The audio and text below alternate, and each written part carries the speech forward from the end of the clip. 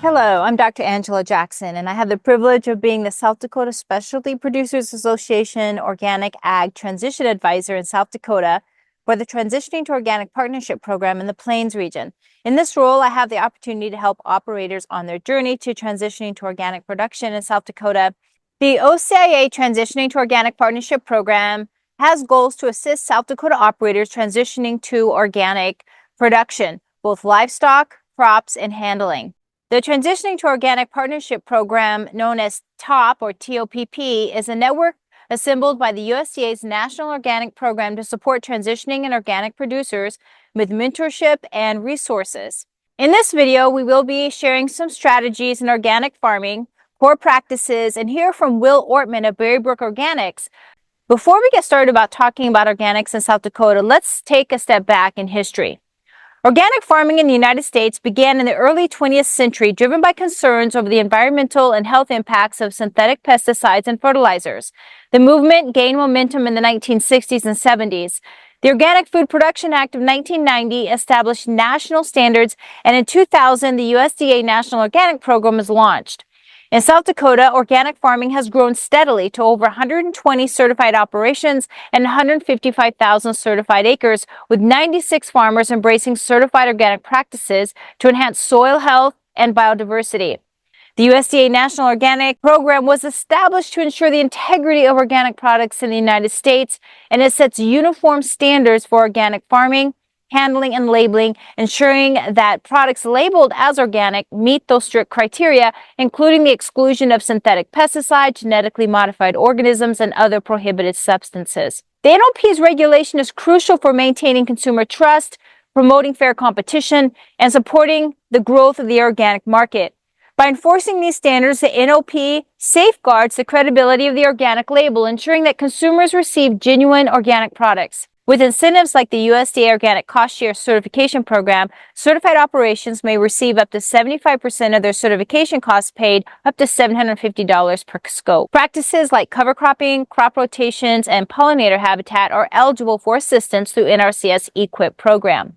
Access to insurance and risk management assistance is also much more widely available. Under the National Organic Program rules, organic farmers must maintain and improve soil quality through practices like crop rotation, cover cropping, and the application of organic matter, such as compost. They are prohibited from using synthetic fertilizers unless approved, and must manage soil fertility and structure using sustainable natural methods. Under the National Organic Program standards, the use of synthetic fertilizers and soil amendments is strictly prohibited unless expressly allowed. Organic farmers must rely on natural substances and manual organic practices to manage soil fertility. And certain synthetic substances may be allowed only if they are on the national list of allowed and prohibited substances. The National Organic Program standards for pest management prioritize prevention and balance. Organic farmers must use integrated pest management practices, which includes cultural, mechanical, and biological controls to prevent and manage pests. This includes methods to break pest cycles such as crop rotation, beneficial insects, habitat enhancement, and physical barriers. If these methods are insufficient, farmers may use substances from the national list of allowed and prohibited substances, but only as a last resort. Synthetic pesticides are generally prohibited, ensuring that pest management practices align with the principles of sustainability and environmental stewardship. Integrating livestock and an organic farm is vital for naturally enhancing soil health and crop productivity. Livestock provides natural fertilizer through manure, enriching the soil and promoting healthy crop growth without synthetic inputs. This integration can also suppress weeds and pests, as animals can graze on cover crops and crop residues, reducing the need for mechanical or chemical interventions. Additionally, livestock contribute to a closed-loop system where waste products from one area become resources for another, improving the overall farm efficiency. The synergy between crops and livestock fosters biodiversity, enhances soil health, and supports a more resilient and self-sustaining farm ecosystem. Annual inspections by an accredited third-party certifying agency ensures that a certified operation maintains records concerning the production, harvesting, and handling of agricultural products that are sold or intended to be sold, labeled or represented as 100% organic, or made with organic claims. The operation must fully disclose all activities and transactions of the certified operation in sufficient detail as to be readily understood and audited. Auditable documentation for agricultural products that are handled or produced by certified operations must be maintained for 5 years. Let's jump over and hear Will's story about how he manages his paperwork. So I do a lot of my record keeping on the phone and just in my notes on my iPhone. Now with smartphones, it's just so much easier. One of the things that I've learned about record keeping is, and I'm a meticulous record keeper. It really improves one's ability to be effective farmer because you can always refer back to things. And so the record keeping has been a really good thing for our operation, and it's something that I wouldn't give up even if I quit being organic. Who's your certifier, if I may ask? Yeah, Who are you so certified by? Oregon Tilth. And so do you do your organic system plan updates online? Yes. Through a web portal? Yeah, that's every all. year? They make that all really Okay. easy. Go to the portal, I can look back at old documents, I can update things just at the click of a mouse. And so about what time of the year do they come out? Is it vary? It varies greatly. I've been spot checked for chemical residue on grain where they just all of a sudden show up and and you pull a sample. I've never had a bad experience really. It does make a person look at your operation more critically if you know you're going to get inspected. Mm-hmm. There's some good things to it. And I've had inspections go, take a good chunk of a day. We have a little bit more of a complicated operation than a lot of grain farms do. So, because you probably are certified are you certified for crops, livestock, and handling? Not with handling, but crops and particularly livestock is the crop side. That goes pretty quickly, but when we get to the livestock and all of the records involved, because all of your eggs are certified organic, yeah. So that those laying hen records are lovely. How are you seeing organic farming impact climate change, or maybe to the way around? How is climate change impacting organic farming? So my experience on that is the fields that I've been in longest, have been organically managed longest, are in the best shape in terms of thriving during adverse weather events. So this year we had 11 inches of rain in 3 days in the middle of June. I had crops that were teeny tiny and I had and despite that, it just seems as though the ground just took the water in, and it just dealt with it much better than I expected. I thought at first, oh my goodness, it's a wipeout. And so I'm quite encouraged. It's one of the reasons we went organic in the first place, because we started seeing this happen a while back already, where we have these fewer, bigger rain events.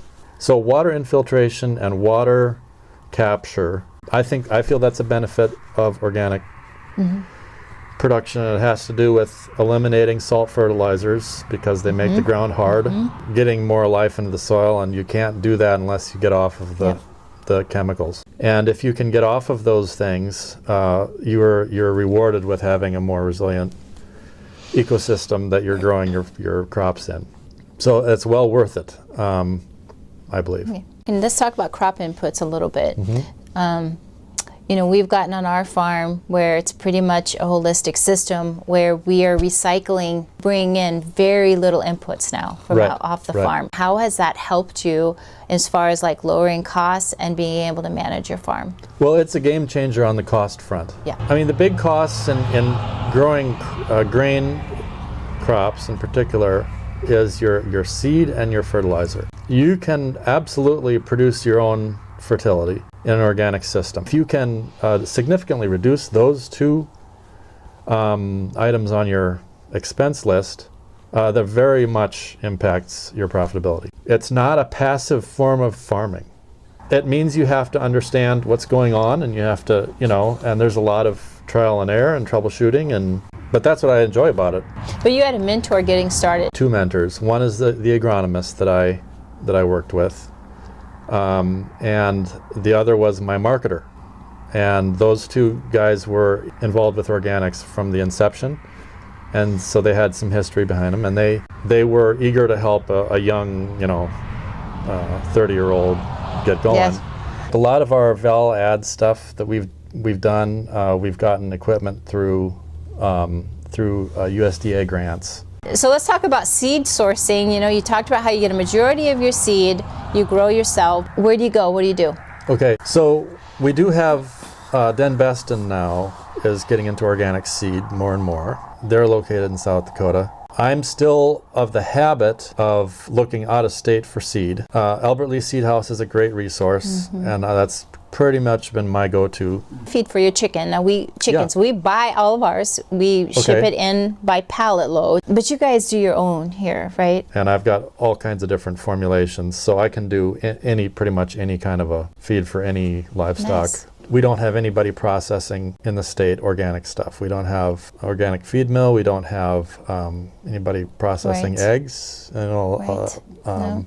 It's basically, if you're going to do it, you're going to do it yourself. Adding livestock to the farm, we've spent the last 50 years getting rid of livestock off of farms.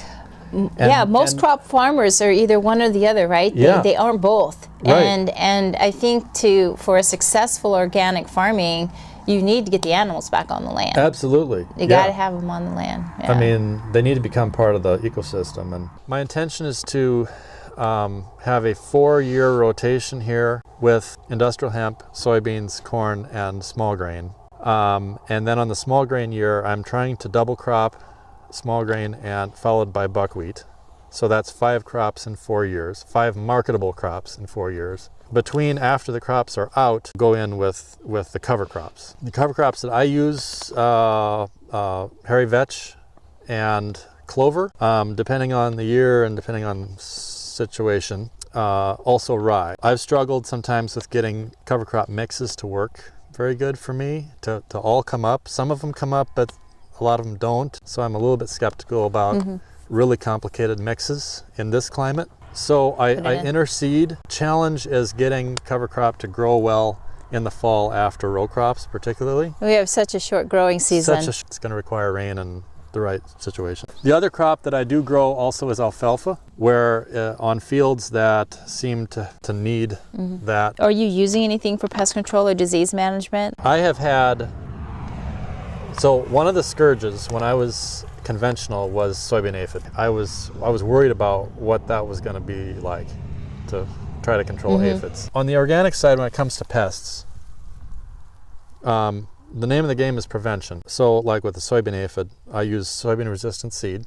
I have had very little issue on the crop side with pests.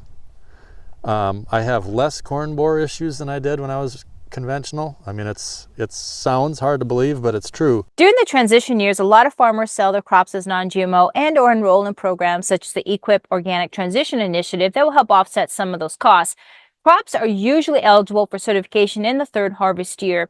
Let's hear more about Will's strategy for organic marketing. This farm, my parents moved here in the 50s. My dad had a very diverse farming operation, cattle and chickens and crops. We were certified in 2009. And today we have prioritized adding value to whatever we produce, or as much of what we can produce as possible. We farm about 400 certified organic acres, and in addition to that we have some pasture, and we're also doing organic eggs that we carton and sell in stores. Pastured meats. We've started this ice cream brand. Bring products that are closer to the consumer. The consumer has to have clean food options, and so that's one of our focuses.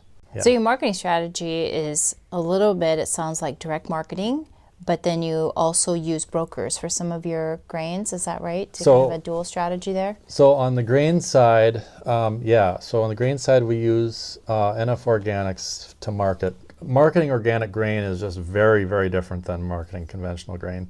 Organic farmers in South Dakota have largely run solo and worked things out on their own. But with the markets changing and demand for large volumes of grain increasing, it is becoming more essential than ever that South Dakota and transitioning farmers work together.